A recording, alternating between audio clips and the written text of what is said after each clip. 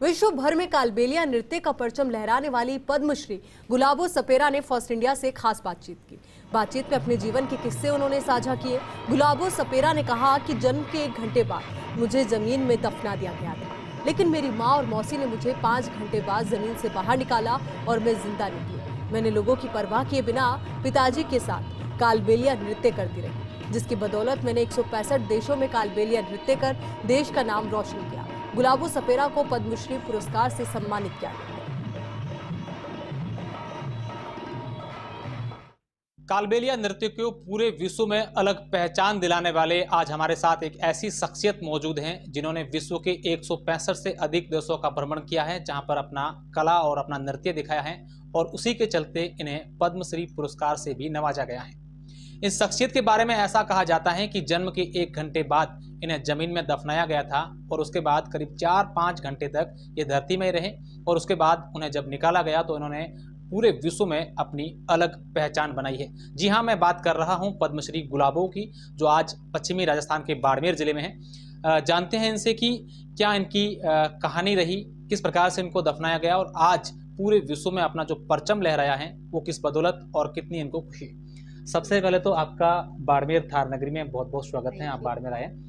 मैं सबसे पहले आपकी एक वो किस्सा सुनना चाहूँगा जिसके वजह से पूरे विश्व में अपनी अलग पहचान बनाई है और उसी पहचान ने कहीं ना कहीं लोगों की मानसिकता बदलाव की है कि बेटियां कुछ भी कर सकती हैं।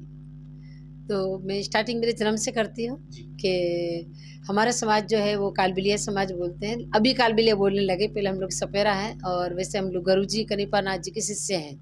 नौ नाथ, मच्छंद्रनाथ, पार्श्वनाथ, गुरु गोरखनाथ, कनिपानाथ, तो ये 9 नाथ है, शंकर भगवान के पुजारी हैं, ये शिष्य हैं। तो हम लोग जो छोटे छोटे भाई है गुरु कनिपानाथ, उनके पद से हैं। तो उनको एक वरदान मिला था हमारे शंकर भगवान जी से कि आप सिर्फ सांप बिच्छों के जहर निकालो और बस वो उनके साथ या आप सांपों के साथ खेलो, सांपों पे आप उन्हीं के साथ अपना पेट पालन करो। तो उसी पीढ़ी से हैं हम, नाथ पंथ में हैं और सपेरा है हम लोग। कालबेलिया हम लोगों को बोलते हैं, सिर्फ काल को वश में करते हैं और काल के बेल मतलब शंकर भगवान का बेल जैसे नंदी। तो इस तरीके से हम लोग कालबेलिया कहलाते हैं। बाकी तो हम लोग सपेरा लोग हैं, नाथ हैं। तो हमारे एक प्रथा बनाई हुई थी शुरू से कि अपने जंगल में रहते हैं और बेटियों को कहाँ उनकी रखवाली करेंगे, उनकी शादी करेंगे तो कुछ देना पड़ेगा। और एक बेटी मतलब कोई उड़ा के ले गया या फिर कुछ हो गया तो एक बेटी बिगड़ने का मतलब है कि 7 पीढ़ी पे कलंक लगना। तो बेटियों को मारना गवारा था उनको, लेकिन उनको जिंदा रखना नहीं, क्योंकि उनको नाक और अपनी परंपरा और अपना एक ओहदा वो जरूरी कि अपने कहीं कलंक नहीं लगना चाहिए। तो 60 पीढ़ी कहलाती है कि तुम्हारी पोती, दोहिती, पड़पोती, उन्होंने ये किया।